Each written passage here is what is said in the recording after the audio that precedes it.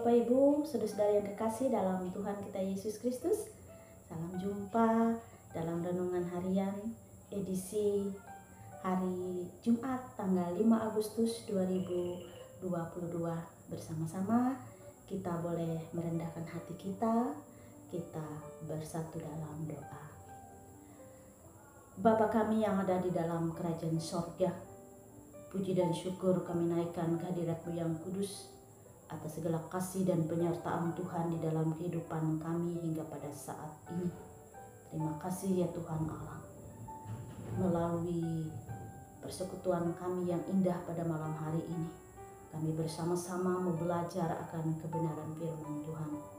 Engkau mengurapi kami sehingga firman Tuhan yang akan kami baca dan kami renungkan boleh kami mengerti dan kami pahami.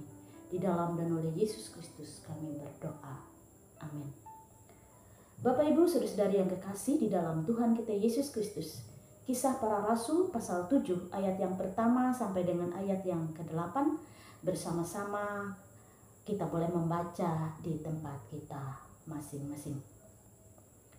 Nas hari ini merupakan pembelaan Stefanus di hadapan Mahkamah Agama atas tuduhan menghujat Musa dan Allah serta menghina bait Allah dan hukum Taurat. Di hadapan sidang pengadilan agama, Stefanus membela diri melalui kesaksian iman tentang karya keselamatan Allah kepada bangsa Israel melalui Yesus Kristus.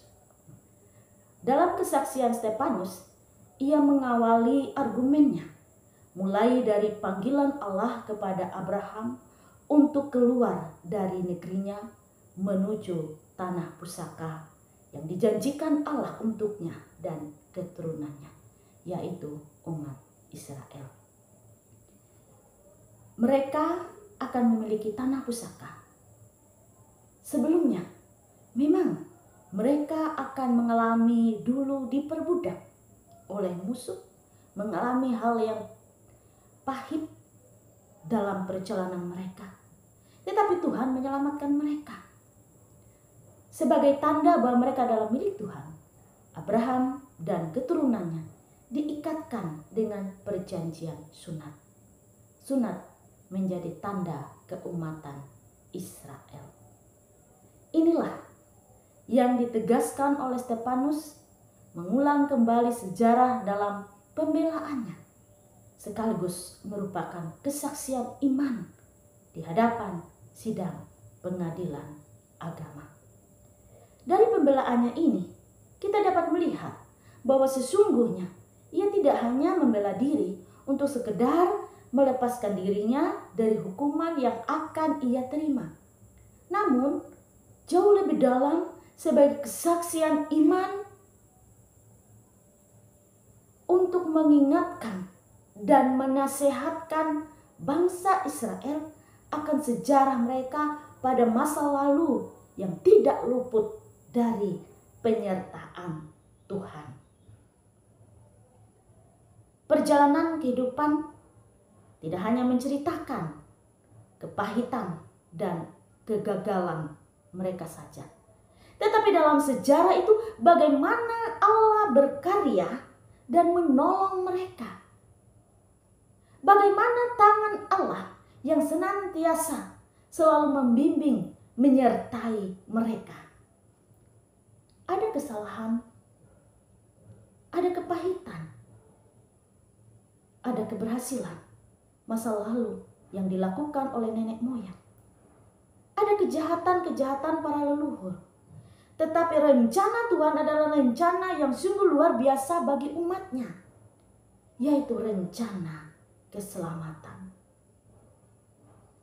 Melalui pembelaan ini, Stefanus di sidang pengadilan agama tersebut agar mereka belajar dari masa lalu menjadi generasi yang memahami sejarah perjalanan penyelamatan Allah bagi umatnya.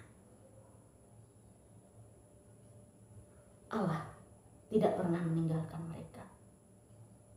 Allah selalu menyertai kehidupan umatnya. Bapak Ibu saudara-saudari yang kekasih di dalam Tuhan kita Yesus Kristus, melalui firman Tuhan untuk kita pada hari ini, sebagai umat Tuhan, bagaimana kita memahami dan menghayati setiap perjalanan dalam kegagalan maupun ketika dalam keberhasilan dalam kehidupan ini, dengan tetap meyakini bahwa rencana Tuhan sungguh indah bagi setiap orang. Mari kita belajar dari masa lalu dan mensyukuri apa yang sudah Tuhan berikan buat setiap kita. Amin. Kita bersatu di dalam doa. Kembali kami menundukkan kepala di hadapan-Mu ya Tuhan Allah, merendahkan hati dan menyerahkan hidup kami dalam pimpinan dan penyertaan Tuhan. Sebagaimana tangan Tuhan yang sudah menyertai akan perjalanan yang sudah kami tempuh, dan penyertaan Tuhan dalam perjalanan yang sedang dan akan kami lalui. Terima kasih Tuhan, karena bersama dengan Engkau kami mampu melewati setiap proses demi proses kehidupan kami. Kami boleh belajar dari semua itu untuk kami lebih baik dan percaya bahwa rencana Tuhan sungguh indah bagi setiap kehidupan kami umat-Mu. Terpujilah Engkau ya Tuhan Allah. Di dalam Yesus Kristus kami berdoa dan bersyukur. Amin.